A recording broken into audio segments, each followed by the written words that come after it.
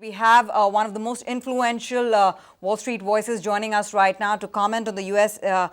Election outcome, which is still trickling in, but it's seeming like Trump has the way ahead.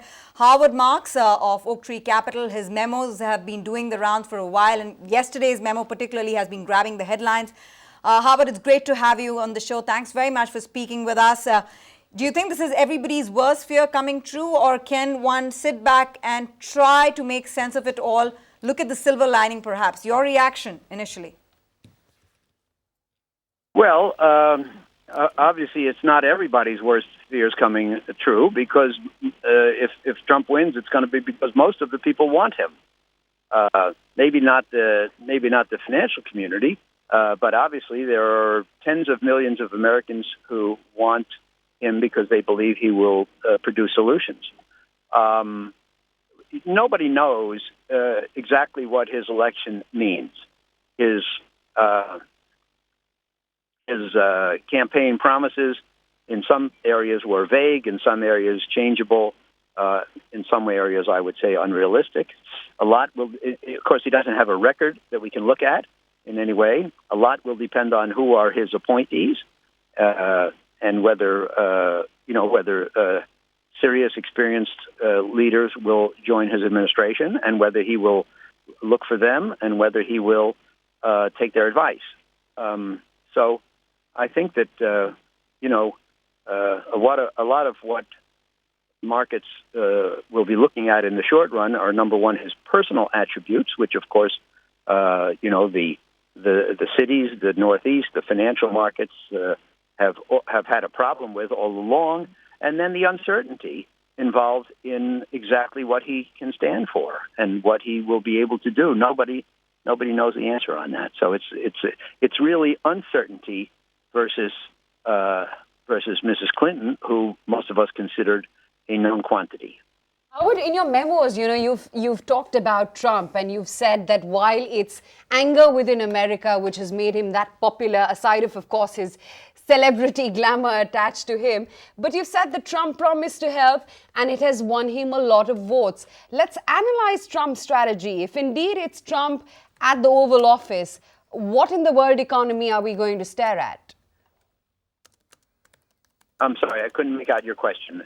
No, I'm just talking about if indeed it's Trump who actually wins today's elections, what kind of a world economic scenario are we staring at? Because he's talked about trade wars, and that's what equity markets across the globe are fearing at this juncture. Right. Well, I think that's, there's a great amount of uncertainty as to what he does stand for. The area in which he has been, or one of the areas in which he has been most concrete, has been trade. And he is anti-trade, certainly in what he has said. Is that what he'll do? We don't know. What his advisor will say, what he can get through the Congress, we don't know.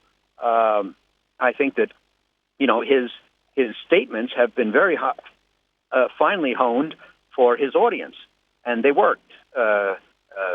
I think, in appealing to his audience. But, did he mean them? And does he understand the limitations? And, will they translate into action? I think it's far too early to jump to conclusions about what he will do. Of course, the business and financial community will be unhappy if he wins. And my guess is that markets will sell off. Howard, Donald Trump is also talking about bringing tax rates down. He's talking about a path where he wants to jumpstart the American economy by spending more. Do you think those promises are going to be difficult to really keep up, because there is a fiscal cliff which will not allow them to cut taxes? Well, this is another example of the uncertainty. First of all, he can't cut taxes on his own. He needs the cooperation of the legislature. The legislature has been very good at preventing Obama from taking action over the last 8 years. Maybe the Democrats would be equally skillful in preventing Trump from taking action. So we don't know. In America, not only do you need the president, you need the cooperation of the legislature. And in the Senate in particular, on many things, you don't need 51%, you need 60, which is extremely hard to obtain. So, look, I think that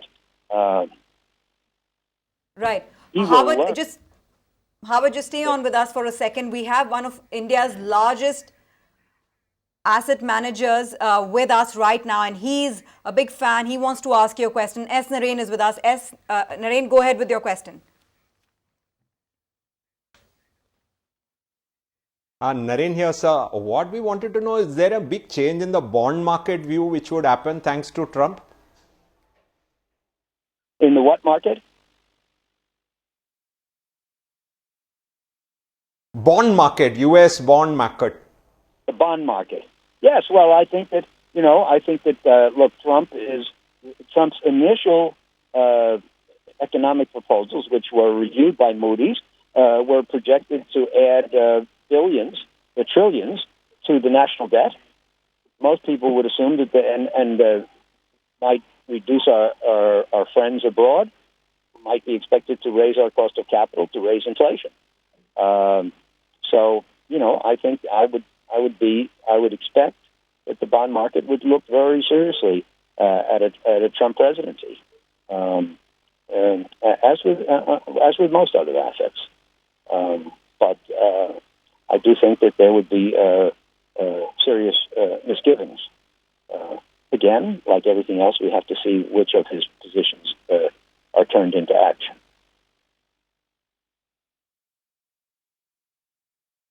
Okay.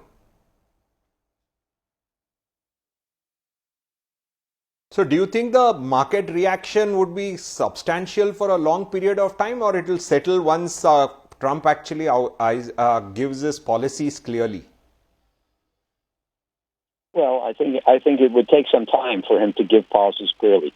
I think that, among other things, he needs a Secretary of Treasury, and that Secretary of Treasury and his whole team would have to formulate their views. So I do think that if he were elected, I think there would be substantial uncertainty abroad, and I do not think it would be cleared up for some time. So I think that the markets would, it's hard to say, and I'm not a short-term forecaster, and I would certainly not bet on my own opinion. I caution your listeners not to bet on what I'm saying. But, I would think that the markets would trend down if there was a Trump presidency in the early days, before we see what he really stands for. Right. I think that the financial classes will not take this as good news if he wins. Oh, absolutely. And we'll talk about the impact on emerging markets as well, Howard. But just taking a leaf from your memo that you put out yesterday, the aspect I consider most important for the future relates to the Trump supporters, and some of the most active and vocal ones, who are motivated by an anger regarding the system that is neither purely emotional nor illegitimate. And that's the paradox that we are faced with, where people are asking governments to focus on jobs, to focus on growth. And that's what is coming through in this anti-incumbency wave, or the choice made by the people of the United States. Right. Well, look, the truth of the matter is that I've been alive a long time, and the environment felt better 10 years ago, 20 years ago, 30 years ago. The environment is not what it used to be in terms of growth, in terms of job creation, in terms of prosperity, in terms of optimism. And nobody's happy. Some people have been more negatively affected than others. Many of them are the Trump supporters. They look to the government to fix things. People like me believe that the government can't change all that much in the environment. But Trump has promised that he will, and many millions of people believe him. So, Howard, what do you think will be changing for financial markets? Because currently the social fabric of the world is changing. There is a strong sense of anti-incumbency, whether it's in Asia, it's in Europe, or even in US. Central bankers are failing to achieve their targeted goals. Inflation at a global level is still low. So what kind of world do you think we could be staring at in next 3 to 5 years? Well, look, Trump has promised that he'll get GDP growth up to 4 to 6%, and there's some question about whether that's possible under any circumstances. But if he's going to try, clearly there has to be some combination of deregulation, which is a lot of what he ran on, and fiscal stimulus, and probably continued monetary stimulus. So, these are all the things that we'll probably be seeing. As Moody says, they will add to the debt. They will add to the deficits. Moody's doesn't think they'll work. Moody's expects Trump's policies to lower our GDP growth rate, but he says he'll raise them. And you and I will have to sit back and see over a period of time. Yes, most definitely, Howard. Unfortunately, Yes, please I complete have your to point. go now.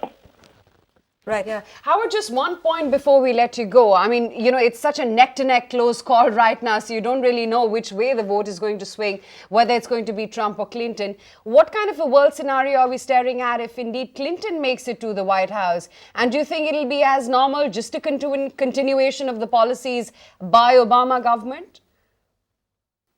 I think that obviously there would be differences in the details. But I think that there would not. I think that she is the candidate of status quo. If Trump beats her, it's because he portrayed her as the candidate of the status quo. But I think she would not make radical changes. Most of what she does would be a continuation of Obama's policies. The only thing I can tell you right now is if she were to be declared the winner, I think there would be a substantial relief rally. People exhaling and saying, my God, we were close to having Trump. We have Hillary. I'm so happy. I don't know if that's going to happen, but I do think that would be the result. But I know you have to leave, and we are so grateful that you were able to take our time to speak with us today. I just want to slip in one quick, last take from you. What does this mean for the emerging market world? We sitting in India over here are looking at the screen and wondering who wins in the United States mean for emerging markets like India? Well, I think that, look, a lot of what most of us are excited about for India is really domestic. And, we believe that India is improving its institutions, improving its processes, and its politics. And I'm hopeful that a Trump presidency would not have a profound negative impact on India.